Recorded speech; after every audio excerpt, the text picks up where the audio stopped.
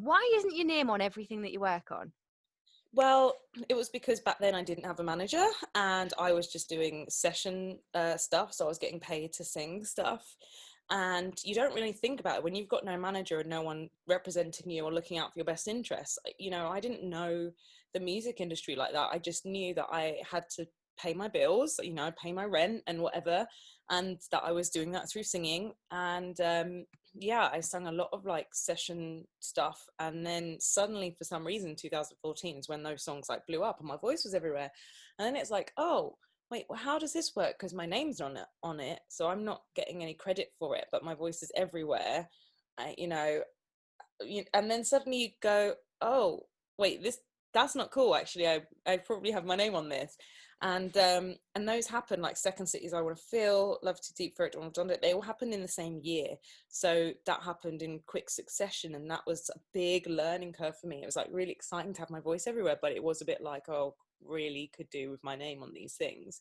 And if my name was on those records, maybe I'd have a different path now, who knows. But yeah, so it wasn't out of choice. I didn't go, I don't want to put my name on those songs. It was, I didn't even get given the choice or the opportunity. I just got asked to sing those songs, got paid you know, my session fee, and thought, great, I've, you know, paid my rent this month, and then suddenly my voice is everywhere. So yeah, and that's something I think I've spoken out about more now and made other singers aware of, because other singers do get constantly asked to sing something or write something, and then when it comes to signing the record, people don't necessarily want to put their name on it. And yeah, I think now it's like, if you want to use someone's voice, then they have to have the option of whether they want to feature or not. And not, sometimes you won't want to feature because it might not suit your brand, or it might not suit the artist project you're doing, and that's fine, but you should be given the right to choose, really,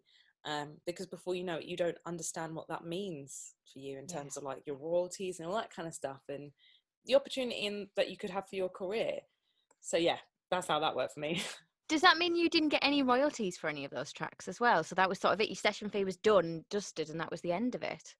I did get PPL, so I don't know if you know what PPL, that's a public performance license. So yeah, so I did get royalties for that, but you get a certain level of if your name's on the track, then you get a certain amount of royalties. If your name's not on the track, you get less. So that was something that, again, I was a big learning curve. Like, I didn't even know that was a thing. I didn't know how that worked or existed. And so yeah, I think that's something that people have to be aware of. And I mean, that's for singers, that goes across the board with producers who might have, like, ghost producers who've produced something for someone, get paid a fee, don't have any points on the record, then suddenly that's massive, and they're like, oh, hold on a minute, I just produced that. So I think that's just like music industry stuff. You've just got to know what you're doing and where it's going and what your agreements are. That's just the business aspect that a lot of artists and performers and writers and stuff don't really think about, that side of things, because they're creatives. So I've got a plan for that. What I think we need to do is we need to get all of the CDs, the vinyls, the cassettes, if there's some cassettes out there, where you're uncredited, get them all sent in. All the Atmosphere Radio listeners can send them in to us. We'll send them to you so you can sign them, get a permanent marker, just scribble your name on them, then that bit's fixed, and then we'll send them back. I love that, Suzi. You can lead that campaign. I'm all for it. I love that campaign. Yes, I am well up for that. So, because to me, I think I'd be messaging all these people. I'd be going, oh, hang on a minute, my name needs to be on there. That's my voice. And I would have been shouting it from the rooftops. I think I would have been quite annoyed about that.